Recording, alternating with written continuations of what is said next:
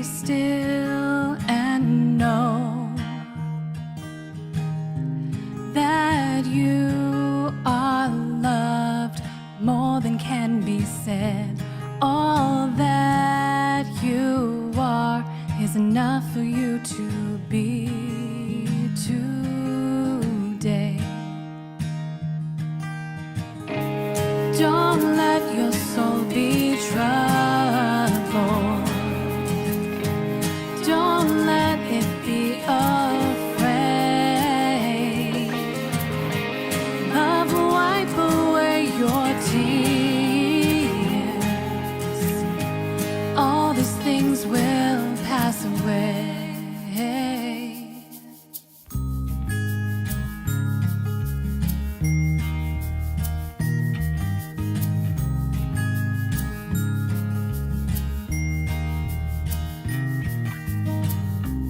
Be still and know that there is light already breaking through. The night will fail and morning will make all things new. Don't let your soul be troubled. Don't let it be afraid. Love will wipe away your tears. All these things will pass away.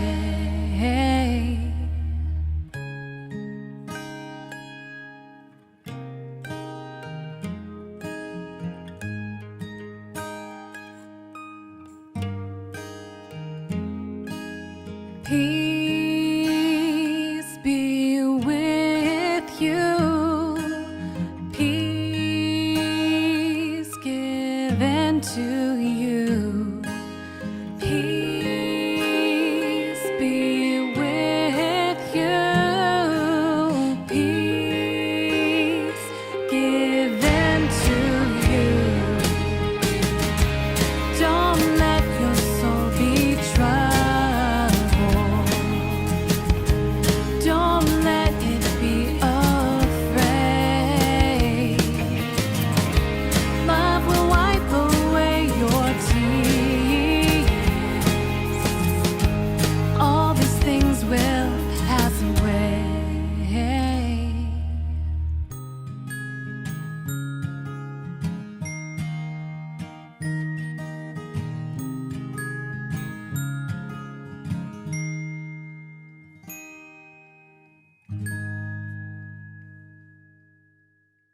Good morning, friends. Welcome to The Well. My name is Ryan Gear. I'm the pastor here. If you're new with us, you're our guest, and we're glad you're here.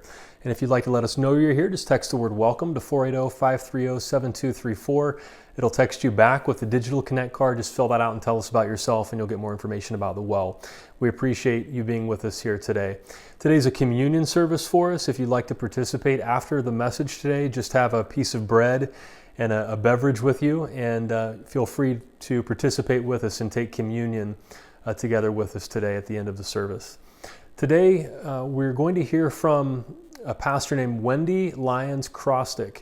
She's an associate pastor at Church of the Resurrection in Kansas City. And today her message is about persistence in the pursuit of transformation. Here at the start of a new year, lots of people make New Year's resolutions. Whether you make resolutions or not, it's a time to look back and reflect on the previous year and then look ahead to the year in front of us. And so we think about improving ourselves and growing as a person in our spiritual lives. And Wendy's message today is about persistence as we seek to grow and not being discouraged and not giving up, especially in the kind of time that we live in now. Persistence and not giving up is extremely important. And so Wendy's going to share today about prayer and how a persistent widow in the Gospels taught us something about prayer and growth. And so I invite you to watch now Wendy Lyons Crostick and persistence in the pursuit of transformation. My My husband Scott and I have a little boy named Freddie, and he's 4.5 years old now, and so Christmas was especially magical this year. People kept saying, like, has he really kind of grasped on to the excitement of Christmas? And I said, absolutely he has. So in the years past, he sort of would get a little worn out on Christmas morning. He would open a few gifts and then kind of need to take a break, and then open a few more gifts and take a break. But this year, there was none of those taking breaks. He was just like head in, ready to be able to open gifts. I think we actually have a picture of him when he was ready to open gifts. So here he is. So you can see that he's opening a gift, and then at the same time, he's like totally focused on what's coming next. He's like, yes, I know something awesome is coming. So we had a really great Christmas, but I thought rather than tell you what his favorite gift was this year, that I might talk about his favorite gift from last year. And his favorite gift was a gumball machine. So he is his mother's son, and he loves sweets. And we thought this is a really good way to be able to regulate how much sugar he's actually going to have, because at the gumball machine, the whole premise is that you have to put money inside and turn it. So you have to get money from your parents in order to actually have gum. Well, that sounded really good in theory, but to Freddie, who really likes sugar and really likes gumballs, this was not a really good plan. So he would often ask and ask and ask to get gumballs, and then one day, I was home alone with him, and I saw that he had gum in his mouth, but I hadn't given him any money. And so I looked at him and I said, Freddie, how did you get gum? And he said, I got money from your purse. And I was like, oh my goodness, I certainly hope this is not a vision of things that are to come. And so we had a really good conversation about how you don't take things without asking, and I am happy to say he's not done that since. But he continued to press on. So a few months later, I was in the living room again, and I heard this kind of crinkly sound, something going on in his room, and I'm like, okay, what's happening in there? So I walk in, and this is what I see. So he's found a way. I didn't know if you knew this, but you can actually open a gumball machine without even using any money. So he figured out, all I gotta do is just open it up at the top, and I can stick my hand right in there, and I can get as much gumball that I want without money. So again, we had a conversation, and I said, hey, let's wait and ask for money. Now, that's a really hard thing to erase from a 4-year-old's memory when he knows that he can just really get gum anytime that he wants, but slowly but surely, he was able to kind of let it go. Until about a month ago, when he came up to me and he said, Mommy, I made a mistake. And I was like, oh, sweetie, it's okay. And he said, I made a mistake in my room. And I was like, okay, I have no idea what to expect. It could be anything. So I walk into his room, and this is what I see. He had found a way, yet another way, to open up the gumball machine, and had knocked off all of the coins were all gathered on the ground, and he was really sad, and he felt bad about it. I said, it's okay, sweetie. So we picked up all the money, and we put it back in the gumball machine, and of course, I gave him some money to get gumball, because, he told me he made a mistake, and it was really sweet, and so anyway, so we did that. I thought, okay, that's that. Until, I kid you not, 2 weeks ago, I walk into his room, and we're kind of like playing and doing some things, and I notice he has gum in his mouth. But the gumball machine is actually on the shelf, and it's not like taken apart, nothing's going on. And I thought, well, what happened? And I said, Freddie, how did you get gum? He said, I took money from my piggy bank. And I was like, okay, well, this little boy is one persistent little guy, and I'm just going to say, that's fine. You get whatever gum you want. You can have as much as you want, and I'm just going to sort of like give up on trying to stop you. So I jokingly bring that up because we're in the season of a new year. And I think back to Freddie, and it took him a whole year to finally work up enough and figure it out enough that he could get whatever he wanted when it came to the gumball machine. And I think about New Year's resolutions. And I know that there are many of us in the room, hopefully I know I'm not the only one, and that is that I set out to do something when the year starts, and then I sort of lose steam as the year goes along. And so I'm gonna ask a question by show of hands. How many of you have ever set a New Year's resolution? Anybody? Okay, now, how many of you have actually kept one? Okay, so the numbers are pretty slim. That's okay. You are not alone, I promise. So I did some little research on Forbes magazine, and I found these statistics, and that is, after just 30 days, only 25% of the people were actually sticking with the resolution that they set. And then, by the end of the year, only 8% of the people have actually finished and completed their resolution.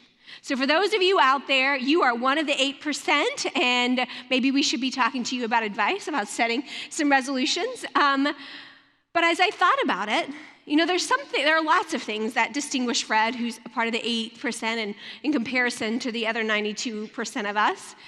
And I'm sure there's lots of things about him that make him unique. But what I think probably more than anything else made him be able to achieve what he was wanting to do, or any of us for that matter, is persistence. Because when he came up against an obstacle, even if it took him a long time to think about it, he found a way to be able to transform that and to push past it and to seek after what it was that he wanted. And so I'd like to suggest that there's something far more profound than you can do in 2020 than trying to get gum without your parents' permission. And that profound thing, when you think about it, what it takes is a little bit of persistence. And what I'd like to suggest is that the thing that will transform your life more than anything else is connecting with God through prayer. And so my hope is today that I can talk with you a bit about ways that you might employ strategies and that you might find hope even when it feels like you've been praying a lot and it's hard. And it might give you something to hold on to. So our passage today is a parable from the Gospel of Luke, and Jesus models a lot and talks a lot about prayer for us. He models it for us. He teaches us the Lord's Prayer. But specifically, I chose this passage to talk to us about prayer because it is written to a group of people who are feeling like they're ready to give up. And we know that because at the very onset of the passage, Jesus is telling people that it's about praying without losing heart. And so if he's telling them this, he's saying it because at some point the people have felt like we keep trying to do the best that we can and we feel like we're not getting anywhere. I don't know if you ever felt like that, but you are in good company. So here's what Jesus says. Jesus told them a parable about their need to pray always and not lose heart. He said, in a certain city there was a judge who neither feared God nor had respect for people. In that city there was a widow who kept coming to him saying, grant me justice against my opponent. For a while he refused, but later he said to himself, though I have no fear of God and no respect for anyone, yet because this widow keeps bothering me, I will grant her justice so that she may not wear me out by continually coming. And the Lord said, listen to what the unjust judge says. And will God not grant justice to his chosen ones who cry to him day and night? Will he delay long in helping them? I tell you, he will quickly grant justice to them. So there are two characters in this story. There's a judge and a widow. And judges in this day, and I know obviously, hopefully in this day as well, are those who were really sort of lifted up in the community. They were people who were honorable. They were people who sought justice. And they were people who'd be impartial. And they played a really important role in the society because they helped to try to dissipate whatever challenges, whatever disputes there may be happening. But what we hear on the onset of this passage is that this is not that kind of judge, which means he's not out for the betterment of everybody else. He's out for his own sake. And when the widow comes to him, he's not really interested in helping her, likely because she doesn't have anything to offer him. You see, widows, as understood, by their name, they have lost their husbands. Their husbands have passed away. And because of the way society was built in those days, what it meant that she didn't have any support any longer, no longer financial support. And what is more, when her husband passed away, she couldn't lay claim to anything that he had owned before because it was all his property. And because it was a patriarchal society, anything that was his was then either passed on to his sons, if he had male sons, or it was passed along, if there were no male children, it was passed along to other men in his family, so his brothers or long-distant people in his life. And she didn't have anything left. And so when she's coming to the judge, presumably he wanted to get something out of it. He wanted to make it worth his while. He wanted someone to sweeten the deal, give him a bribe. And she didn't have anything to give. One scholar says this, the judge is her sole hope of securing justice, and persistence is her only recourse. She doesn't really have any other option but to be able to be persistent. And so she keeps coming back to him day after day for what could have been weeks or months or even years. She continually kept coming back to him until finally he said, "Fine, I give up. I'll grant you justice. I'll hear you out." But as it is with parables, we know that there's something so much deeper always going on. And Jesus gives us a glimpse of what this is supposed to be. So he starts the very parable with the onset of saying, this is a parable about praying without losing heart. But I also think there's another important thing for us to consider. So he's calling us and he's urging us to say, I'm calling you to be persistent, to keep after it, even when you feel like you don't want to keep going. But there's another element, because it's not just about the widow's character. It's not just about our character and the way in which we are called to live our life, but it's also about God's character. Because there's this judge. And Jesus is comparing God to the judge and reminding us of, if this judge is going to hear her, how much more so will God, who is compassionate and merciful and loving, hear you out? And Jesus is hopefully just telling the people, I want you to remember the God that you're praying to. The God that you're praying to is one that is full of grace and truth. So when you feel like giving up, don't. Because the God that you serve is one who longs to give you love and to be with you in the midst of even the most challenging times. So as we seek to be persistent in our prayer, we have an opportunity to co-create with God and to be a part of God's mercy and part of God's love and to respond. And I think with a little bit of persistence and seeking something bigger than ourselves as she was, we can find that our lives can be transformed. Now, I say all that you just got to keep pressing on and keep moving forward in prayer. But I realize that is a whole lot easier said than done. Because if you've ever found yourself in a situation where you're praying for something to happen and you feel like you're getting nowhere, if you're anything like me, you felt a bit like a failure, you felt rejected, and you've probably felt angry and upset and hurt and betrayed. And those are all really normal feelings. Because when we are seeking after something that we long for so badly, and we feel like we're not getting anywhere, it can feel overwhelming, and we're not quite sure what to do or where to go. But I would like to suggest to you that prayer isn't just about getting the result that we want when we want it, but prayer is about what happens inside us. What's happening while we're praying? The way in which we're connecting with God, and somehow our lives are becoming different because of the time we're spending in prayer. Because prayer isn't principally about the result, but prayer is about something so much bigger. Prayer is about the transformation that happens while we are seeking after what we are desiring. Prayer is about what happens, the transformation taking place in our lives while we're seeking after that thing that we long for so much. And in my life, I've seen this happen. I've seen in the midst of pain being able to find resilience. And I've seen that as I have talked so much, I found that sometimes what God is teaching me is that I need to be still and listen and to take in a bit of silence. And ultimately what I find is that I'm seeking after who God longs for me to be, that it's almost as if I can't really even see it, but the more that I pray about it, the more I become who I feel like God has called me to be. And so, one moment at a time, one step at a time, one prayer at a time, my life can be transformed.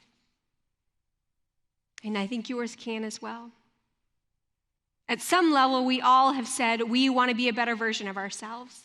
And maybe prayer is already a really powerful part of your life, and you have a really amazing way of connecting and making sure that prayer is a continued part of your life. But I also know that there are times in our life when things are really good and we're on a great track, and then times when things are not so good. And so I want to suggest to us and offer us some really kind of practical tools to say, what might I be able to do in order to incorporate prayer into my life more often and make it truly become a habit? And that 2020 might be one of those years that I could look back and say, wow, my life is different because of the time that I spent connecting with God in prayer. So I thought I would share with you a book that's actually my husband's, but I've been reading, and it's called Atomic Habits. And the title is An Easy and Proven Way to Build Good Habits and Break Bad Ones. So I thought, okay, this feels really good. It's a great way to look at the new year. And I'm not going to talk to you about breaking bad habits, but I am going to talk to you about hopefully building good habits, habits of prayer. And there are lots of things that the author talks about, but one of them I found to be particularly helpful. And he says this: tiny changes make a big difference. So for me, that feels pretty encouraging, because if I've ever set out to do something really big and grand, I find that I've probably bitten off more than I can chew. And so I get kind of deflated. I'm like, okay, maybe I make it 2 or 3 weeks into a resolution, and then I'm like, okay, I'm done. But small changes, that seems like something that I could actually do. But he's got a caveat. Because it's not just about actually doing those things for a short period of time. It's about doing them for a substantial amount of time so that you can have a transformative difference in your life. He even made this little graph, which I found rather helpful and fascinating. So I think we can put it up right here. And he calls this the plateau of latent potential. So if you can see that as you look across it, you can see there's a result and there's time, and there's this idea of what we think should happen. And what we think should happen is we should start here, and slowly but surely change happens, and we begin to get better and better and better, and it's incremental. Well, there is incremental change, but that's not actually how it usually happens. Because you can see there's this other sort of like wild curve, and that's what actually happens. And you can notice for quite a substantial amount of time, there's no real change that happens. But then all of a sudden, it's like you hit a tipping point and things go drastically up. But there's a difference between what we think will happen and what actually happens. And I love this. He calls this the valley of disappointment. And I thought, okay, that's a pretty good name for it. I feel like maybe I've found myself in the valley of disappointment. And maybe you found yourself there too. Maybe you set out one year and you said, I'm going to work out and I'm going to get in great shape. And so you start the year off with a bang and you're like, okay, I'm going to work out this week, and you work out 3 times that week and you're feeling good, and you do the same thing the next week. And then you're like, well, I don't really see much change happening, but I'm going to keep at it, and you do it for another week and another week. And by the end of January, you're like, I've been doing this for an entire month and nothing has changed. Hence the statistics at the beginning of the sermon, that about only 25% actually continue on with the thing that they're doing. You get to that point and you're like, I haven't seen any real change. Is it worth my effort? Is it worth my time? And so you give up before you have an opportunity to see the transformation that takes place. And so the real hard work happens in that sort of valley of disappointment. It's that time in our life when we say, I have to keep doing the thing that I know is good for me, the thing that I know will make a difference, even when I don't see any change happening. I have to keep at it, knowing and hoping and praying that a change will happen. I love the definition of faith that's found in Hebrews that says, faith is the assurance of things hoped for, the conviction of things not seen. So at some point, we have to trust, we have to have faith that there's something bigger, that the thing that we're seeking after truly will change our lives, even when we can't see that it's happening. And I know I say to a lot of people, and I've had to say to myself times before, that spiritual transformation takes time. Honestly, most things that are really worth it take a lot of time and a lot of effort. And it's not as if we can snap our fingers or go to bed one night and wake up the next morning and things are going to be dramatically different. But it's through small incremental changes that we can change our life. So I wanted to share with you a formula that the author gives about adding on a new habit. And so I would like to suggest that prayer would be something that you would add as a habit into your life. So if you're the kind of person who likes to take notes, you can take out your GPS and maybe write these down, or they're also going to be on the screen behind you. But I'm going to give you 3 different ways that you can add prayer into your life. The first is, I will pray at blank. So at a certain time in a specific location. So, for instance, you can sort of insert whatever makes sense for you. I will pray at noon in my office when I'm eating my lunch. I will pray as soon as I put my kids to bed in their room. I will pray as soon as I wake up in the morning in my room. I will pray at 9 a.m. I'll set an alarm clock on my phone, and I will pray in my car as I'm on my way to work. You can insert whatever sort of time that might be. But what's important is that you would say, I'm going to set something concrete. Because if I just say, I'm going to pray more, it's really hard to actually add that to your life. The second thing that he suggests is that you add it on to something that you're already doing. So you think about a habit that you may have already. For instance, brushing your teeth. Hopefully everybody brushes their teeth every day. I talked to a dentist earlier today, and he was like, I can't believe you're giving your son gumballs. And I was like, I know, but we do brush his teeth. So hopefully it sort of levels out. So it could be that after I brush my teeth, I will pray. You can insert any other thing that you do on a daily basis. After I wake up in the morning, I will pray. Whatever that might be, add it on to something that you know you do on a regular basis. After I open up my laptop, after I read my first email, whatever it might be, you then add an opportunity to pray after that. And the last is sort of like a rewards-based system. And this is that after I pray, I will blank. This one is the one that I found is most helpful for me because I love coffee. And so after I pray, I will drink my first cup of coffee. Well, I usually sort of do it at the same kind of time. I'm like, okay, I can have my cup of coffee and I can pray at the same time. But it's sort of like a reward. So you can insert whatever it is. You could binge on Netflix. You could scroll through social media. I don't know what that might be. But the idea is to be able to say, if there's something else that I want, adding something that I want to do, this new thing in my life, will help me to build a habit. And you may not necessarily have to employ these strategies forever, but at least what it will do is help you to start, to have a rhythm, to change who you are. And what you recognize is that it becomes a part of who you are, and you just kind of continue on doing it. And hopefully that will help you as you're looking into the new year. But what I don't want us to forget, what I don't want us to lose, is something really important that I think the widow has to teach us. Because I do believe that no matter what we do and no matter what we say in prayer, the more that we do it, we will find that we are connecting with God in a powerful way. But what we see in the widow is that she's seeking something much bigger than herself. She's seeking after justice. Now, I don't know, and I'm not in her life, but I kind of would like to think that there's a part of her that says, I'm not just doing this for me. I'm doing it for all the widows out there who don't have the energy to fight. And so the next time that she gets rejected, and the next time and the next time, she realizes that she's doing it not just for herself, but for other people. And it gives her inspiration, and it gives her something to move forward for.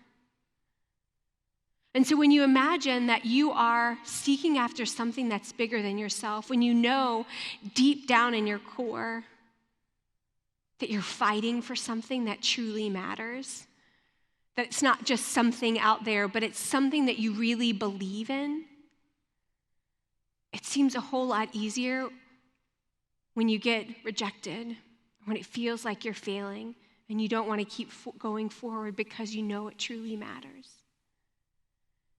And I don't know what that thing is for you. Maybe you found yourself in this past year saying, I want to fight for justice. I want to do what's right. And I want to pray about how God might be at work in my life to do that. And maybe you found yourself saying, I want to be more loving. I want to be more kind. I want to be more gracious. Or I want to be more grateful. I want to be more generous. I want to be more honest. I want to be more forgiving. I'm not sure what that is for you, but whatever it is, think about how you might be able to employ this deeper calling within you, and how praying for that might spur you on to change your life. I'll share with you the thing that I have been praying for a lot lately, and I've really actually been praying for it since my son was little, and that is patience. I am somebody who tries, I might have not been a very patient person, because I want things when I want them, and I'm pretty driven, and I'm going to get them. And yet, when you have a child, your schedule is not your own. And he is at this really fun age where he really can do all these great things by himself. It just so happens that if he wants to do something by himself, it takes about 10 minutes, whereas if I helped him, it would take about 2 minutes. And this always seems to come up as we're ready to get out the door. And it doesn't matter, like Freddie gets up at 5 a.m. So by the time we're trying to leave at 8 a.m., we should have had plenty of time to get ready in the morning, but it doesn't matter because we're always seeming to be rushing out the door. And this is the moment that my patience is tried. And 2 weeks ago, we had this awful snowstorm, and I hate the snow. I know some of you love it. I'm sorry, I'm not one of those people. So I grew up in Louisiana. Yes, I did live in Michigan for 3 years, and there was lots of snow, but I grew up in Louisiana, and it snowed maybe 3 or 4 times in my life, and I never had to drive in it. And so it always stresses me out. So that particular morning, I was trying to get him ready, and it was taking too long, and it sort of ended with him crying in the back seat because I'd shoved him into his car seat and snapped him in, and he wanted to do things himself, and I was like, we got to get going. And so I start up the car, and I push on the garage to open it up, and the garage starts going up, and then I back out, and I hear a crunch. You guys have probably know that crunch, and I was like, oh no. And the only thing in that moment that felt appropriate to say was a bad word. I'm just going to be really honest. And so, of course, Freddie says, Mommy, what does blank mean? And I was like, oh no. So I composed myself, and I said, Freddie, Mommy's so sorry. I said a bad word. Please never say it. I made a mistake. And so I was like, please never, ever, ever say that word. So, okay. So he's fine. We had the conversation. And then about 2 days later, I get a text from my husband. And this is the sort of text thread. And he said, did you say a bad word in front of Freddie? And I was like, yes, I did. And he said, what happened? So I went on to explain, and then I called him on the phone. And I don't know if you've ever had one of those moments. Maybe you said something around your kids, or maybe you've just said something you wish you could take back. And it feels awful. I felt like I'd kind of been punched in the stomach, and I was like, ugh. And I remember getting into my office that day, and I walked into my office, and I was just a puddle of tears. And I felt this incredible sense of guilt, I can't believe I did that. And I'm pregnant, so it didn't help, so I was crying even more. And I found myself sort of saying, okay, I'm trying the best that I can. I'm trying to be patient. And it just feels like I keep coming up against these things. And I know that in the end, it's okay if I'm a little bit late. I know that it's a better thing to do, but I just kind of keep finding myself doing the same things. And I felt frustrated. I felt defeated, like a failure. I'm like, after all, if I've been praying for patience and I'm not really changing anything, come on, what am I even doing? But then I took an opportunity to kind of look at it a different way. And I thought, maybe in that moment I certainly was not patient. But at least I recognized it. And sometimes answers to prayer don't look like me suddenly overnight changing and becoming a patient person. But what it looks like is helping me to see things that I might not otherwise see. And the thing I know that I saw in that moment was a reminder that I need to just slow down. I know it's not that big of a deal. I know that I need God a whole lot more than sometimes I might even recognize that I do. Because in the midst of prayer, it changes not necessarily getting us to the result that we want, but it helps to change how we see things and how we interact with things. And what I realize is that there have been moments. There have been moments when I've been patient, and I'm able to celebrate those. And then there are moments like the garage door, and I'm like, okay, I got a long ways to go. But I recognize that I'm on a journey trying to live my life differently. And I don't know what that thing is for you that you've been praying for, but I know that it can be really hard sometimes. And there have been times when I feel like people even say, well, you sure don't seem to be acting very patient, or you sure don't seem to be acting very kind, or they make us almost feel worse about how we're not living into the life that we want to live, and it can feel really easy to just give up. But I want to tell you, please don't. Because there's so much more out there.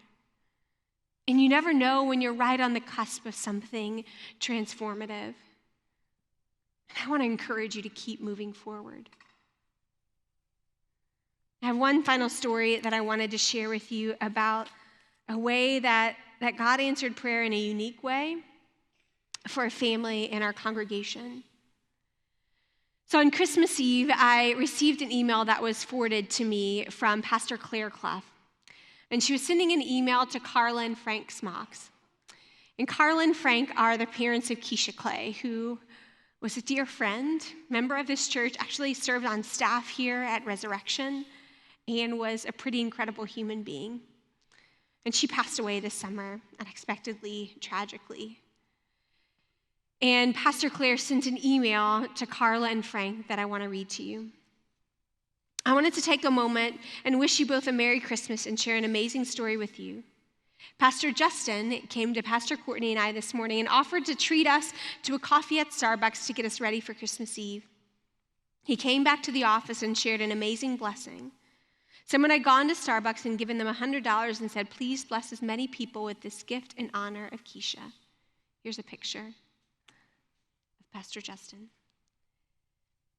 Justin happened to be one of the recipients, and I know without a doubt God was blessing us through that gift, and I like to think that Keisha is looking at us and continuing to share her sparkles and joy. Keisha's legacy, love, and kindness continue to make an impact. It concluded with, we're holding you both in prayer as you journey into this first Christmas without her. May God surround you both with God's love. Claire. A few moments later, Claire got the following email from Carla with a picture attached. And here's a picture of Keisha and a Starbucks Christmas tree. And she said, thank you, Claire. How awesome of God to bless the Resurrection family.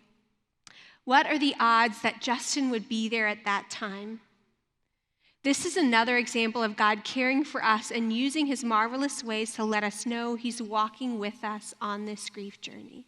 I love you guys. Carla. And as I read that, I thought about how hard the past few months have been for Carla and Frank. And that I know that they're praying for the pain to go away. But of course it doesn't go away overnight. That's not the way grief works. And yet, they've been persistent in their prayer and connecting with God and seeking to have their life transformed.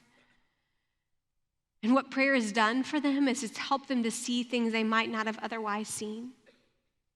That in the midst of seeing someone receive this blessing, they could say that God is with them, showing them how much God cares about them. So does God answer prayer? Absolutely. And it might not always look like what we think it will. And it might not always happen in the time frame that we think that it will. But I can assure you, it will transform your life. It might be that every now and again you get just this little glimmer of hope when you feel like giving up, and it's enough to urge you on and keep you moving forward. It might be that your answer to prayer is a wake-up call and a realization that you got to change something. I don't know what it might be.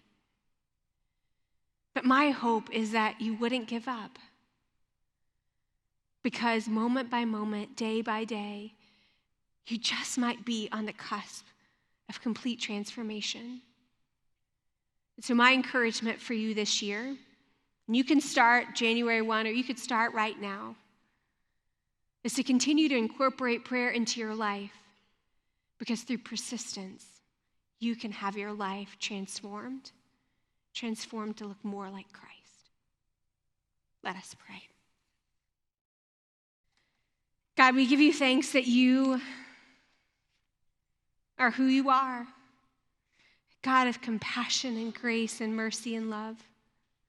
You see us when we are struggling. You see us when we want to give up, and you say, I love you so deeply, and you offer us encouragement at moments when we need it. God, help us to stay the course. Help us to seek after you. Help us not to lose heart, but to continually find hope in you. Help us as we seek to be those who live after a life that you've called us to live. All this we pray in Christ's name. Amen.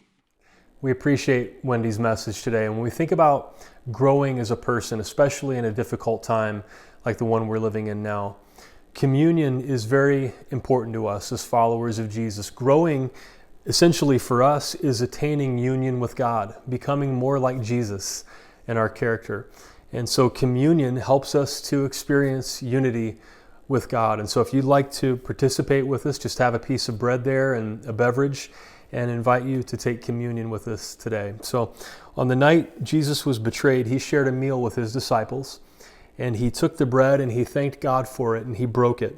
And he said, "This is my body broken for you. As often as you eat it, remember me." So I invite you to consume a piece of the bread now.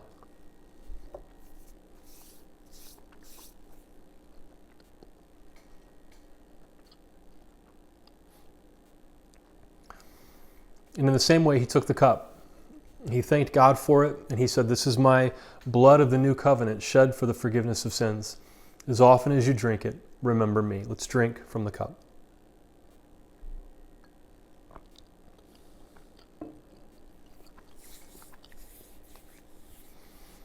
I invite you to pray with me. God, here at the beginning of a new year, and especially a year like 2021, we thank you for the example of the persistent widow.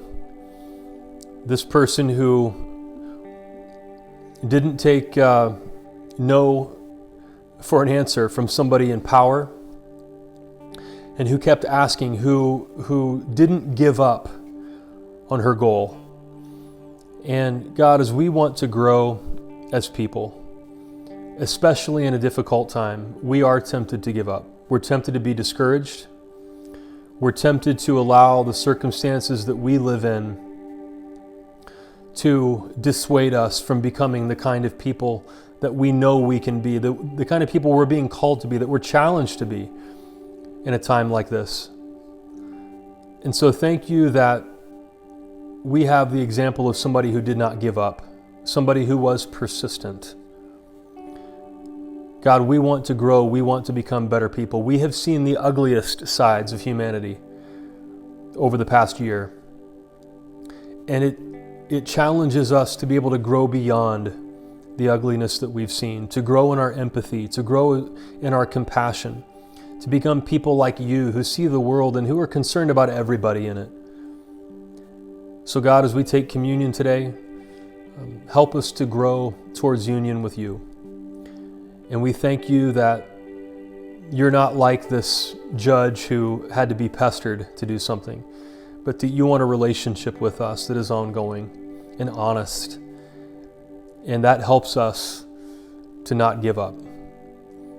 We thank you in Jesus' name. And everybody said, amen. Thank you for being with us this morning, friends. If you're new with us, if you'd like to let us know you're here, just text the word welcome to 480-530-7234. It'll text you back with a digital Connect card. Just fill that out and tell us about yourself, and you'll get more information about the Well. You can also find more information about the church at our website, wellchurch.org, including our children's ministry, Well Kids Online. It's completely online, video-based children's ministry. You can also experience community on our Facebook page and the Well message board. You can ask a question, share how you're doing, vent, talk about ways that you want to grow in 2021.